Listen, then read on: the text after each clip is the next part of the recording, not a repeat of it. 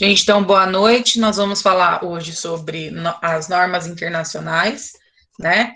E aí, uma coisa, quando a gente pensa nas normas internacionais, né, é que a gente precisa entender que, quando a gente fala de segurança do trabalho, a gente não está falando simplesmente das NRs, que eu creio que vocês já ouviram falar bastante, da NR1, entre outras, né?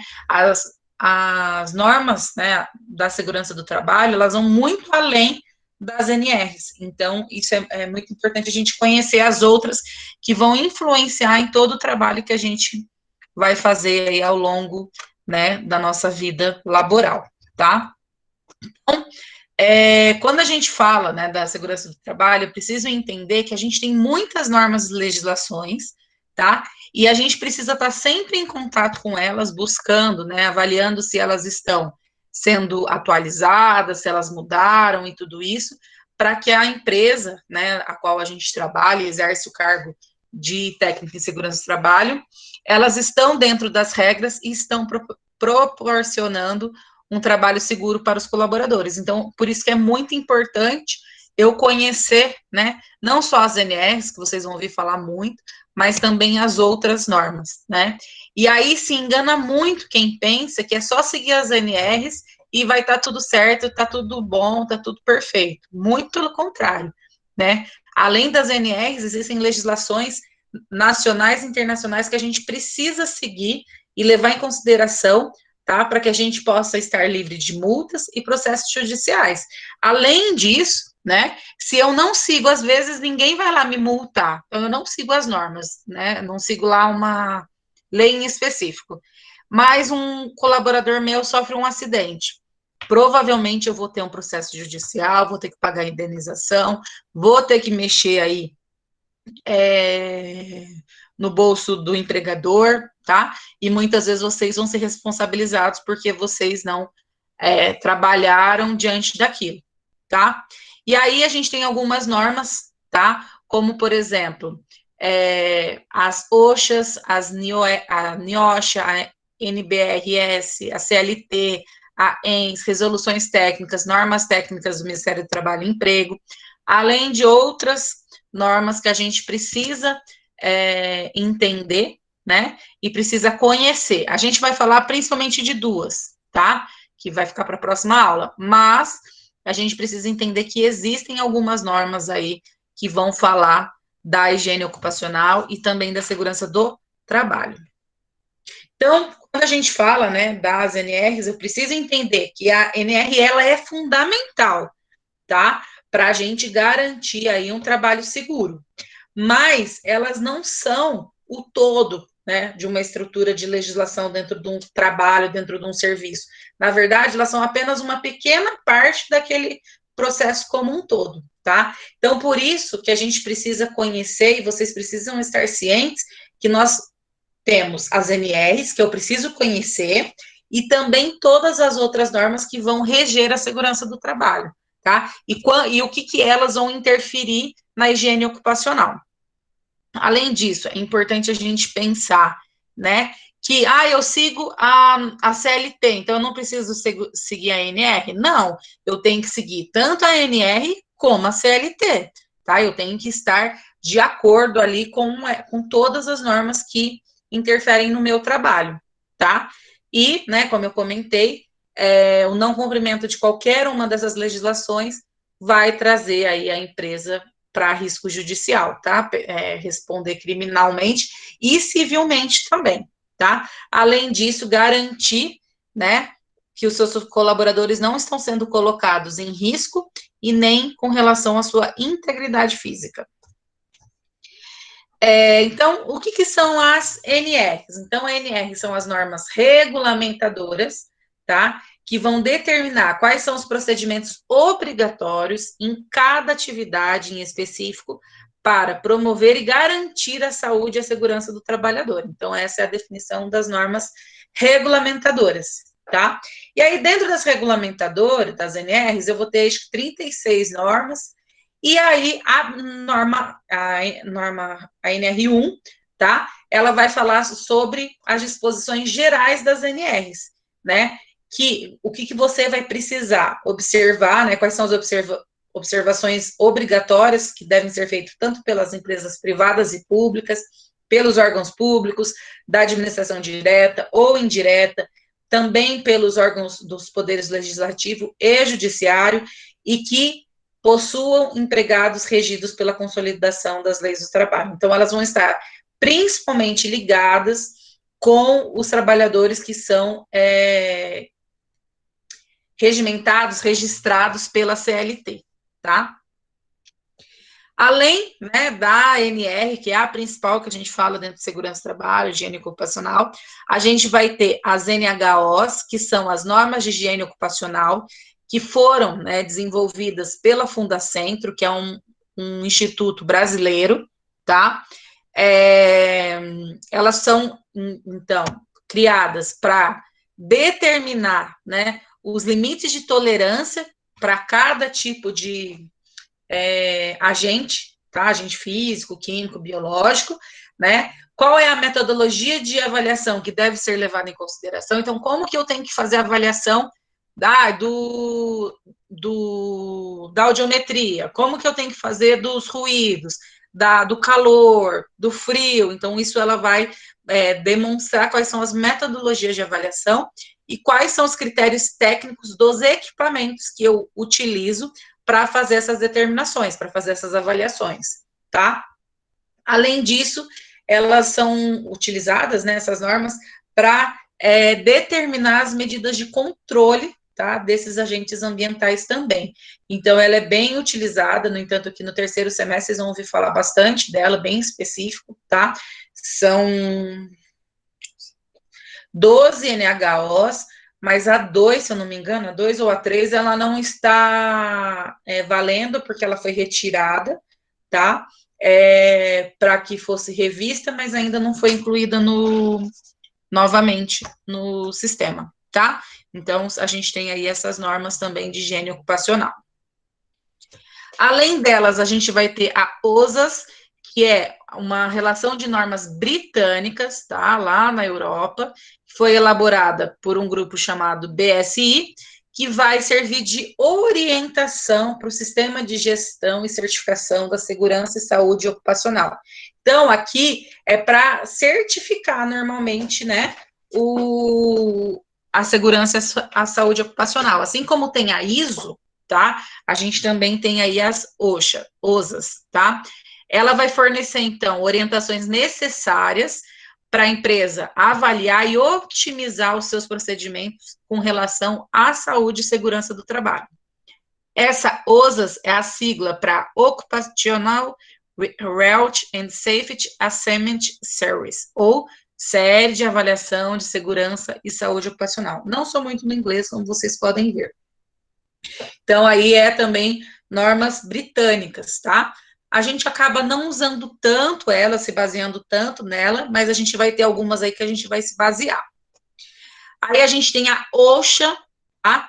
Que é diferente, que fala aí sobre a administração de saúde e segurança ocupacional.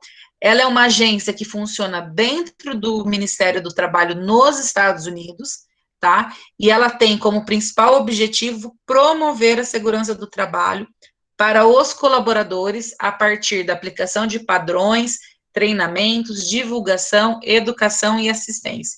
Então, quando a gente fala, por exemplo, da OSHA, eu não vou falar, ela não vai me dar leis, mas ela vai me garantir tipo assim, ela vai me mostrar quais são as diretrizes ideais para a segurança do trabalho, e a partir dessas diretrizes, o mundo todo acaba mudando características no ambiente de trabalho, tá? Então, ela não regulamenta leis, mas ela garante aí mudanças de posicionamento. Então, ela faz pesquisa, ela estuda, ela entra em contato com outros países, ela, apesar de ser nos Estados Unidos, ser financiada pelos Estados Unidos, ela também consegue aí garantir a segurança e saúde ocupacional dos trabalhadores no mundo todo.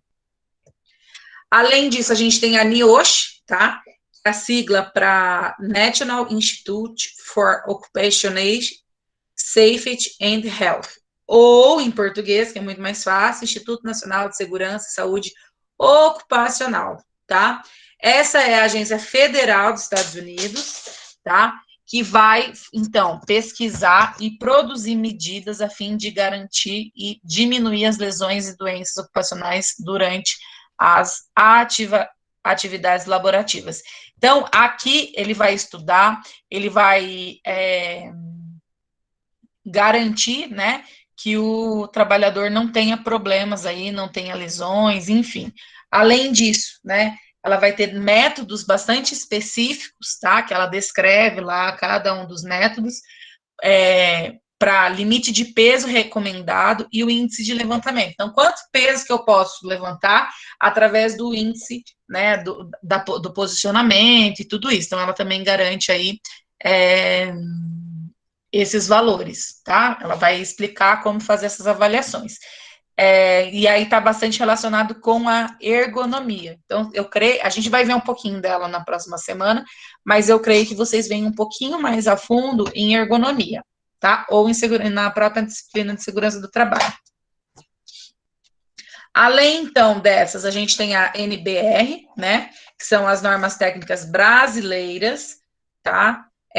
Normalmente, ela organiza e define padrões para documentos importantes, processos e procedimentos, tá? Como, por exemplo, a ABNT, que é aquela que fala como que vocês devem escrever um documento, quanto que tem de espaço, como que é a letra e tudo isso, tá? Então, as NBR, então, ela possuem como principal objetivo estabelecer procedimentos, padronizar formas, dimensões, tipos, usos, classificações ou terminologias, glossários, símbolos, marcações, etiquetagem, embalagem, define a maneira de medir ou determinar as características como método de ensaio. Quando a gente fala de todas as normas no geral, né, ela vem principalmente para padronizar, porque imagina assim, eu trabalho numa empresa que que tem lá um determinado tipo de ruído, tá? Aí eu vou lá e avalio com o equipamento A. Daí o William, ele trabalha numa outra empresa, e eles também produzem ruído, mas ele vai lá e faz com o equipamento D. Aí vem o Danilo e vai lá e faz com o equipamento F. Tá, tipo, para mim, deu que o meu funcionário tem direito lá a 40%, né, de insalubridade e tal, na dos dois aí, não deu nada. E o barulho deles é maior do que o meu. Só que como o equipamento deles não está de acordo com as normas, com os padrões estabelecidos, tipo, ele não tem.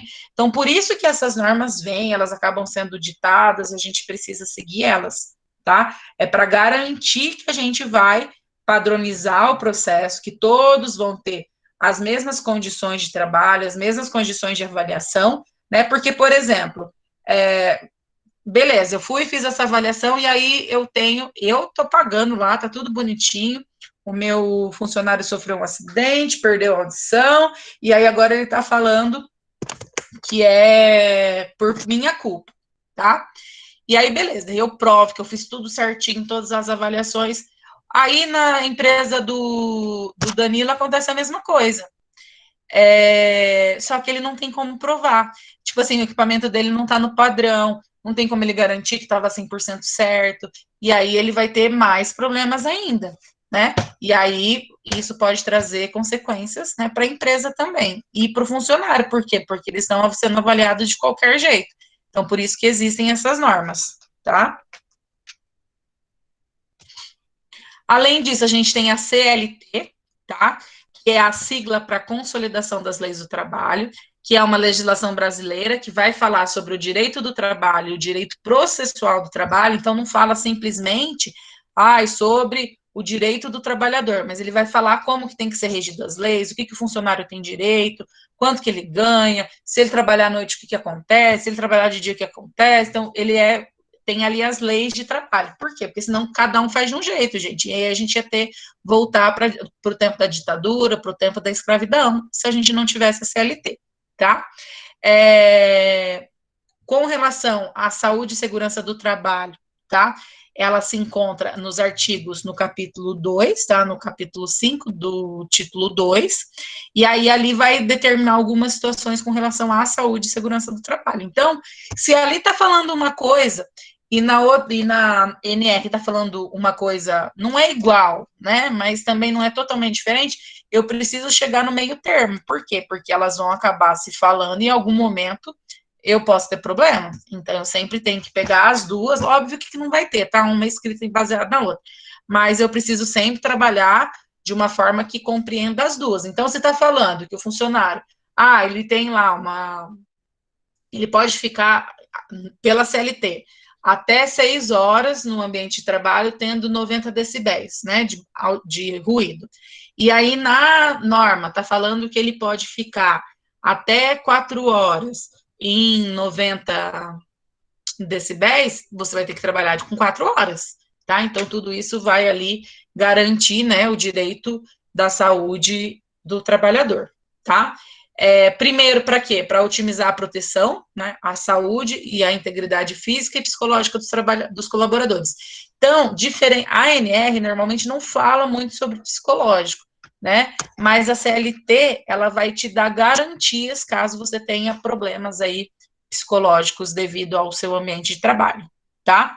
E é a partir das normas da CLT que vem e surgem as normas regulamentadoras. Então, elas trabalham em conjunto, tá? Mas você sempre tem que olhar as duas e levar em consideração sempre que eu vou ter, como eu comentei ali da audição, né? Eu tenho 40, eu trabalho 4 horas a 90 decibéis, beleza. Mas pela CLT fala que é 6 horas, então eu vou sempre trabalhar com 4, que é o que beneficia mais o meu colaborador, tá? Além disso, eu tenho a ENS, que são as normas europeias, tá? Que também está relacionada à saúde e segurança do trabalhador durante a atividade laboral. Dentro, né, dessa EN, ela é um clássico, né? Ela traz muito específico uma situação que é os parâmetros da luva de segurança contra os riscos mecânicos, tá? Então, ela estabelece aí critérios bem específicos com relação a isso. Então, são normas europeias, então a gente teve ali as normas britânicas, a gente tem as normas europeias, então tudo isso a gente vai tendo que somar para escrever ali a norma do nosso trabalho, tá?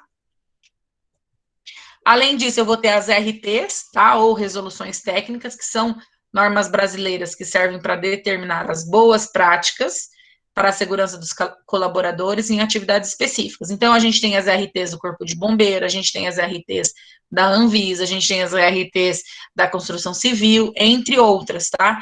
E aí a gente ouve muito, né, sobre essas RTs e a gente precisa seguir elas também, tá? Por exemplo, no caso de alimentos, tem coisas muito específicas com relação à vigilância sanitária, né, que é a Anvisa, e eu preciso seguir essas normas. Então, eu tenho que seguir todo o que está lá na NR, mais o que está falando na Anvisa, tá? Além disso, eu tenho as notas técnicas do Ministério do Trabalho também, tá? Emprego, que são fundamentais para o conhecimento de vocês, tá? Porque elas vão determinar as obrigações que devem ser seguidas para que a gente possa proteger os funcionários, né? Para evitar multas, processos judiciais e também aí a degradação da saúde do meu trabalhador.